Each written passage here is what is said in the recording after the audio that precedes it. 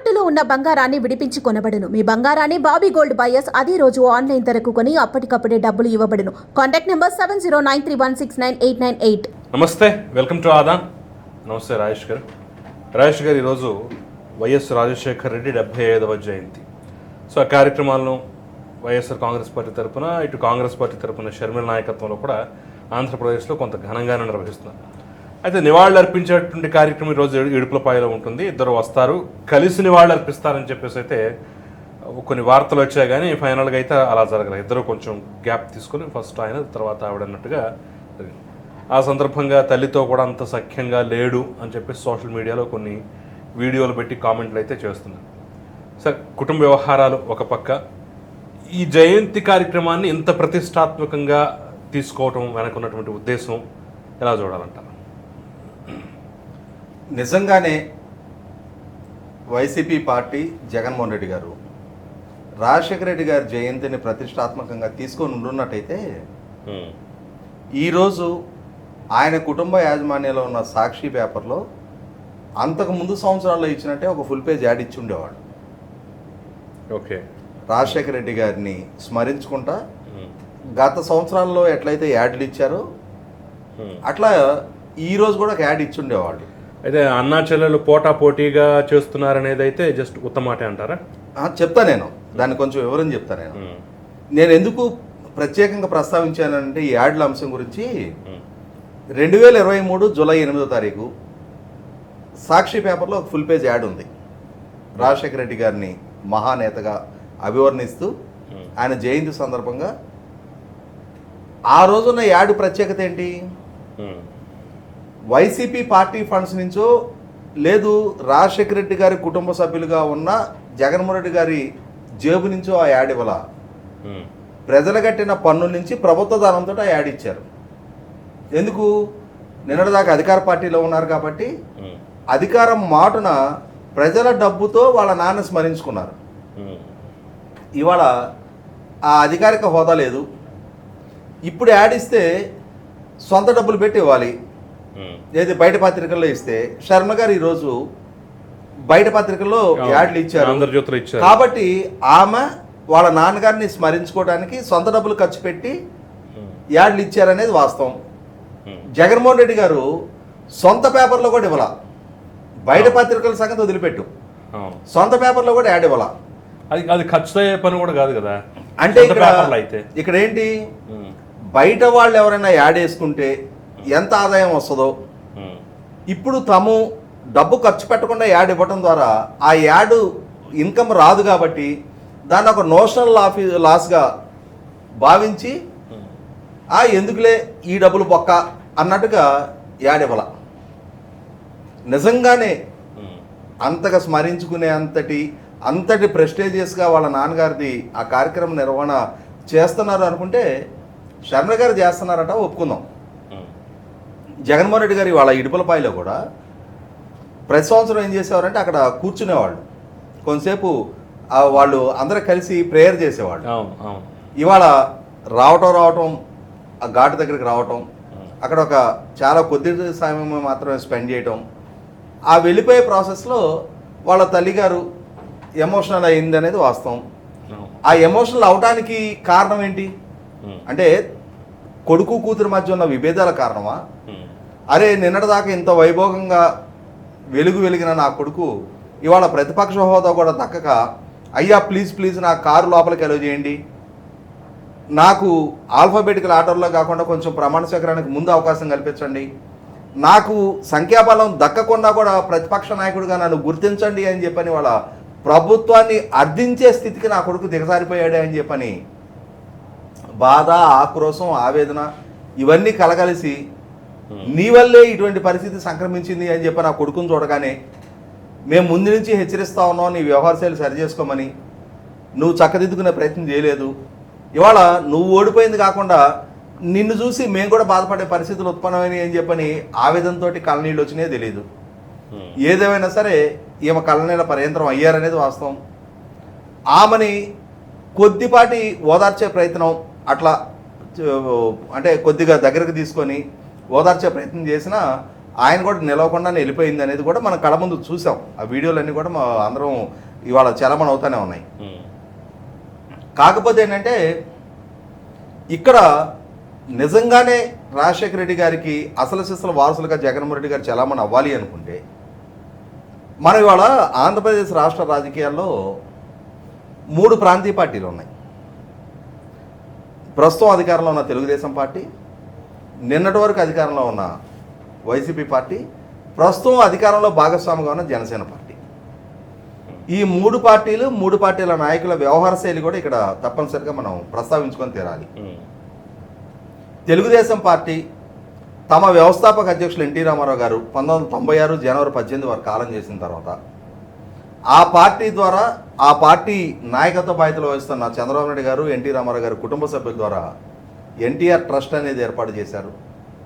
ఆ ఎన్టీఆర్ ట్రస్ట్ ద్వారా కార్యకర్తల పిల్లల కోసం కానీ లేదు బయట పిల్లల కోసం అయినా సరే హైదరాబాద్లోను ఆంధ్రప్రదేశ్లో కూడా ఎన్టీఆర్ స్కూల్స్, జూనియర్ కాలేజీలు నిర్వహిస్తూ ఉన్నారు. అదే సందర్భంలో ఎన్టీఆర్ గారి పేరిట బ్లడ్ బ్యాంక్ కండక్ట్ చేస్తూ ఉన్నారు. క్యాన్సర్ హాస్పిటల్ రన్ చేస్తూ ఉన్నారు. ప్రకృతి వైపరీత్యాలకు సంబంధించిన ప్రతి సందర్భంలో కూడా ఇతోధికంగా సహాయ సహకారాలు అందించే చారిటీ యాక్టివిటీస్ కండక్ట్ చేస్తూ ఉన్నారు. భువనేశ్వర్ గారు స్వయంగా తిరుపతిలో లాస్ట్ ఇయర్ భారీ వర్షాలతోటి వరదలు సంభవిస్తే అప్పుడు సహాయ కార్యక్రమాలు చేపట్టారు. అన్నమయ్య ప్రాజెక్టు బ్రిడ్జ్ అయితే జగన్మోహన్ రెడ్డి గారి సొంత జిల్లాలో అక్కడ సహాయ కార్యక్రమాలు ఎన్టీఆర్ ట్రస్ట్ ద్వారా ప్రతిపక్షంలో ఉండి వీళ్ళు కార్యక్రమాలు ఏర్పాటు చేశారు. కోవిడ్ సందర్భంగా చాలా హాస్పిటల్స్లో ఆక్సిజన్ ప్లాంట్లు ఏర్పాటు చేశారు. మరి ఇటువంటి సహాయ కార్యక్రమాలు అంటే రాజకీయపరమైన కార్యక్రమాలే కాకుండా సమాజం పట్ల బాధ్యతతోటి మాకు ఈ స్థాయి, అవకాశం, గుర్తింపు, గౌరవం కల్పించిన సమాజానికి మా వంతుగా ఏమైనా చేయాలనే ఉద్దేశంతో వాళ్ళ కుటుంబ యాజమాన్యంలో ఉన్న హెరిటేజ్ సంస్థకు సంబంధించిన corporate social responsibility CSR funds అంటారు. ఆ ఫండ్స్కు తోడు తెలుగుదేశం శ్రేణులు, అభిమానులు ఇచ్చే విరాళాలతోటి ఈ కార్యక్రమాలన్నీ నిర్వహిస్తూ ఉన్నారు. అదే సందర్భంలో ఇంకొక పార్టీ జనసేన పార్టీ అధినేత పవన్ కళ్యాణ్ గారు అయితే సినిమా నటుడుగానే ఆయనకి ఏం కంపెనీలు లేవు, వారసత్వంగా వచ్చిన వేల కోట్ల ఆస్తులు లేవు. ఆయన పార్టీని నిర్వహించుకుంటా కూడా ఆయన 3,000 మంది కౌలు రైతులు ఆత్మహత్యలు చేసుకుంటే వాళ్ళ కుటుంబాలకు ఒక్కొక్కరికి ₹1,00,000 చొప్పున ఆర్థిక సహాయం అందించిన చరిత్ర మనందరం కళ్ళ ముందు చూస్తున్నాం. అంటే ఇక్కడ అటు తెలుగుదేశం పార్టీ నాయకత్వానికి ఇటు జనసేన నాయకత్వానికి కూడా సమాజం పట్ల బాధ్యత ఉంది. వారికి ఉన్న శక్తి సామర్థ్యాల మేరకు ఎంతో కొంత తిరిగి సమాజానికి సహాయ సహకారాలు అందించాలి అనే నైజం స్పష్టమవుతూ ఉంది. ఇక్కడ మహామేతగా రాజశేఖర రెడ్డి గారిని అంటే కొనియాడుతూ ఉన్నారు, స్తుతిస్తూ ఉన్నారు. వాళ్ళ పేపర్లలో, వాళ్ళ మీడియా సంస్థల్లో, వాళ్ళ సోషల్ మీడియాలో ఈ దేశాన్ని ఉద్ధరించడానికి రాజశేఖర రెడ్డి గారు పుట్టినట్టుగా చిత్రీకరించే ప్రయత్నం చేస్తూ ఉన్నారు. ఆయన వారసులుగా పుట్టడమే మా జన్మ ధనమైపోయిందని చెప్పని వీళ్ళు కూడా వీళ్ళు చిత్రీకరించుకుంటున్నారు కదా. మరి వాళ్ళ మొన్నటి వరకు 2019 వరకు జగన్మోహన్ రెడ్డి గారు స్వయంగా డిక్లేర్ చేసిన అఫిడవిట్ ప్రకారం దేశంలోకెల్లా richest chief minister Jaganmohan Reddy గారు. వాళ్ళ కుటుంబానికి ఉన్న ఆస్తిపాస్తులు ఏంటి, వాళ్ళకున్న పరిశ్రమలు ఏంటి, వాళ్ళకున్న మీడియా సంస్థలు ఏంటి, వాళ్ళకున్న ఎస్టేట్లు ఏంటి, ప్యాలెస్లు ఏంటి అనేది ఇవాళ ప్రపంచానికి తెలుసు. మరి రాజశేఖర రెడ్డి గారి వ్యక్తిత్వం ఇది, ఆయన స్థాయి ఇది అని చెప్పే జగన్మోహన్ రెడ్డి గారు మరి ఆయన పేరిట వాళ్ళ కుటుంబ యాజమాన్యంలో ఉన్న సంస్థల ద్వారా కానీ సంతానంగా వీళ్ళు కానీ ఎప్పుడైనా ఎక్కడైనా ఏ సందర్భంలోనైనా ఒక ₹10 వాళ్ళ జేబు నుంచి వెచ్చించి